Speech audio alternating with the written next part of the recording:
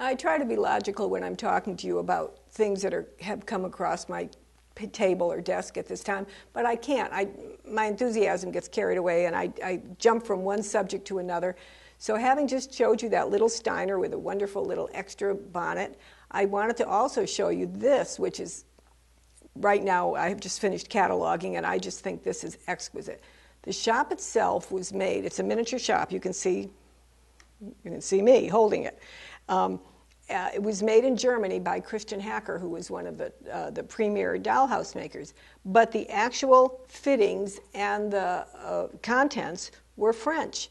And some of the things you want to notice about the Hacker shop are, you see the beautiful painted scenes down at the bottom here. They're absolutely wonderful details on his early pieces. And then you see a very distinctive feature. The shop windows can swing open. So not only is it beautiful when closed and you're displaying it, but should a child, I know you wouldn't let a child, but the child in you, should the child in you want to play with the dolls and with the settings, you can swing these out, and there it is for all to see. Very, very wonderful and rare milliner's shop. So while you're thinking about my story about the ribbon is free, you might also find that milliner's shop quite interesting. So now I got started talking about the little shop for the milliner. So now my mind takes me to a few other little miniature rooms. I love these French-filled rooms that were made about 1880. They, to me, I could look at them and I could just gaze into them for a long time, and you just get all of these romantic notions of what was going on and the wonderful quality of workmanship. This is one from a series of the folding rooms. You can see the walls on this room, 5-sided, and they would all fold down flat, and they could be stored in this box, which is its original frame that the storage came in, and it held all of the furniture and all of the walls. The dolls were added separately. And this is a particularly early and nice one because the outside of the box is covered in fabric, which I have never seen before. A very, very nice example. And when I turn it around, you'll be able to see a little more clearly, because you're not so busy looking inside, that I know some of you are, how it was actually made. 5-sided with the angled windows. And then we turn it around again, and look at everything that went into the little detail of the making. The wonderful wallpaper with that dark emerald green and the star design, the gilt star design on it, and then the gilt paper edging around it, which matches what they used to cover the frames of the curtains. The curtains themselves, the draperies, are this rich green satin silk, and they're just beautiful with a gold paper edging and just wonderfully done, and the exact color to match the cover on the fireplace and the little leather seats on all of the wooden chairs. And I'm going to turn it around now, and you're going to also see that the lining on the little armoire in the dining room has that same silk satin covering.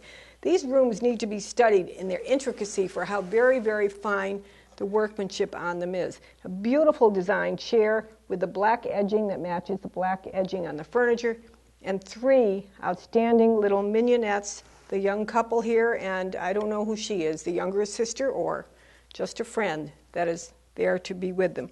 The clock on the mantel, the paintings on the wall with their gilt frames, just an absolutely wonderful piece. And finally, the paper cover on the floor made to resemble an Aubusson carpet, a very, very fine arrangement. And a third from the series of folding rooms made for France. This is a more typical one that I have found several times, with a couple of exceptions that make it very, very special. As you can see, when I turn it around, it is a simple 3-sided frame. But when you look at it on the inside, it does not appear that way at all, because the corners that are cut for the draperies make them appear as though there is an actual corner window there, which there isn't. Wonderful original wallpaper, and again the paper on the floor made to resemble the Aubusson carpet. Something very, very unusual in this one are the 4 purple images on the wall with the gilt paper framing. To me, they look like they were designed to be like a Wedgwood plaque, a set of Wedgwood plaques that were on the wall. I've never seen it before, and they're very striking and quite beautiful. the original furniture, and please note that the upholstery on the sofa and chairs matches, again, these beautiful curtains. Very, very lovely, wonderful piece, and 1, 2, 4 gorgeous mignonettes are sitting in there waiting for you to visit with them. So I titled our catalog for the Dallas auction, Apples. Don't ask me why. Some people have looked at me and said, what does that mean? And I said, it doesn't mean anything except that these 2 wonderful dolls appear on the cover of that catalog, and they just make me think of apples. These have been in the home of a really well-known collector for 25 years. We have begged her, let us sell them for you, and she finally has agreed to. They are about as perfect an example of the classic Kathy Kruse doll as can be had, and I think you'll agree. They make you think of apples, too. I think I can force you into that position.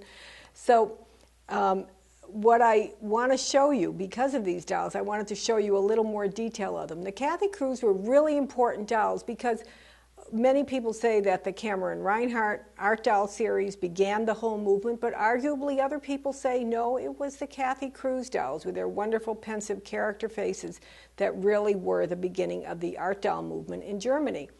You can decide for yourself. It's a wonderful thing to argue about, better than a lot of other arguments that are going on now.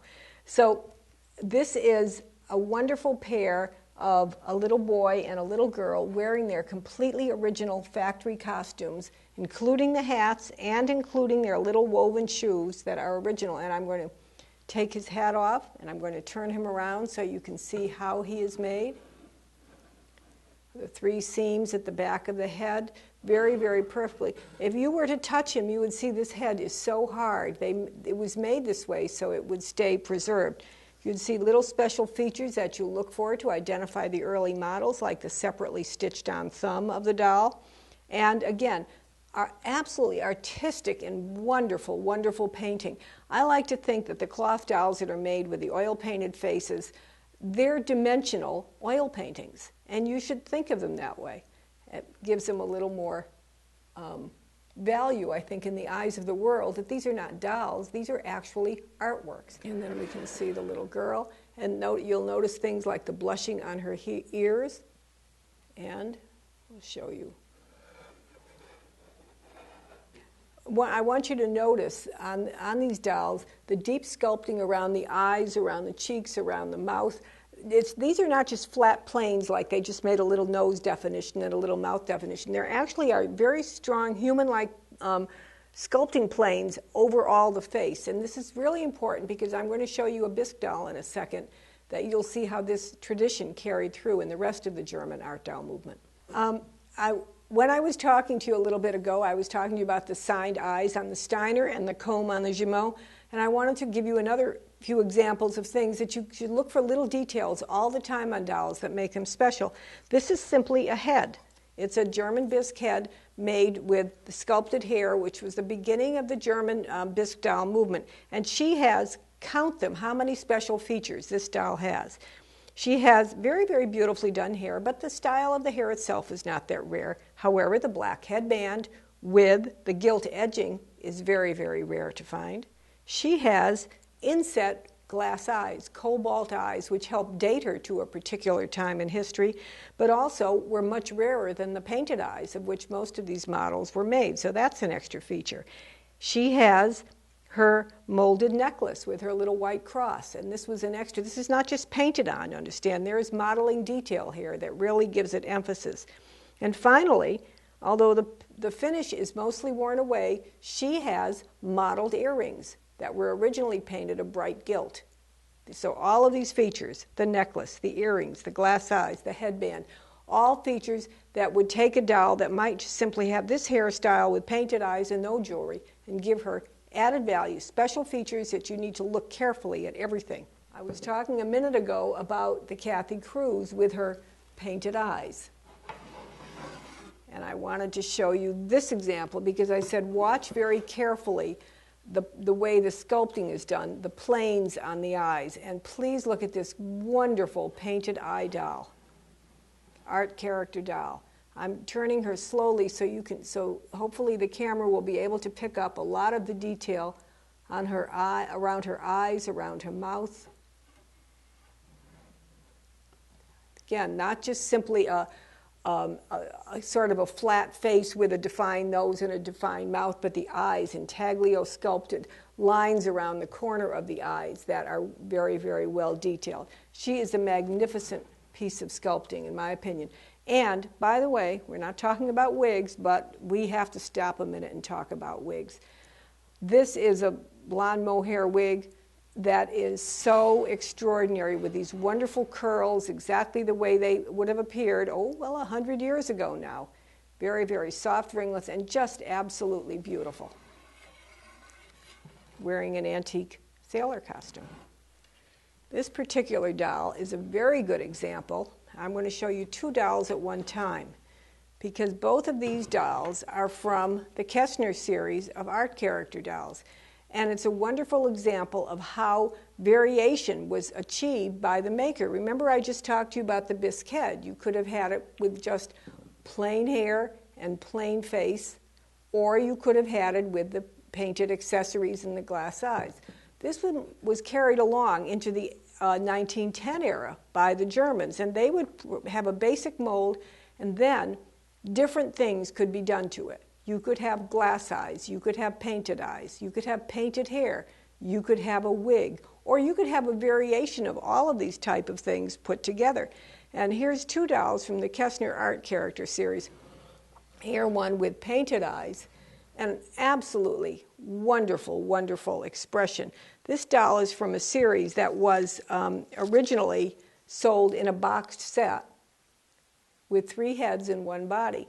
I really don't know how they managed to survive, because I cannot imagine a child changing a bisque head on a body, but maybe that's why they survived. Maybe they were never played with, but nevertheless, they're quite rare to find. And this one, luckily, has her body.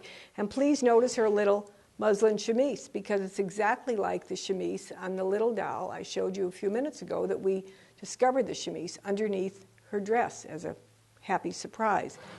This one is an extraordinary example, one I haven't seen before. It's model 192, glass-eyed, from the Kessner character series. And again, I want the camera to try to pick up all of the planes of her face so you can see the crinkles around her eyes, not only the laughter on her mouth, but look at that little jutting chin, a very, very distinctively shaped chin. Very different kind of look. The doll makers could achieve differences with molds or with painting or with variations like that. And in this example, very, very fine sculpting was achieved. I have 3 other little examples to show you from the art character movement, and you can see the different expressions that could be achieved from what is commonly called pouty, a little pouty-faced girl right here, to a little child with a gentle laughing expression, which is so sweet, and to the really one of the beloved character dolls that collectors know as Wendy. Wendy was not an actual name that was used by the doll makers at the time. Cameron Reinhardt, for example, marketed their Gretchen and their Marie, and those were names that they used in their marketing.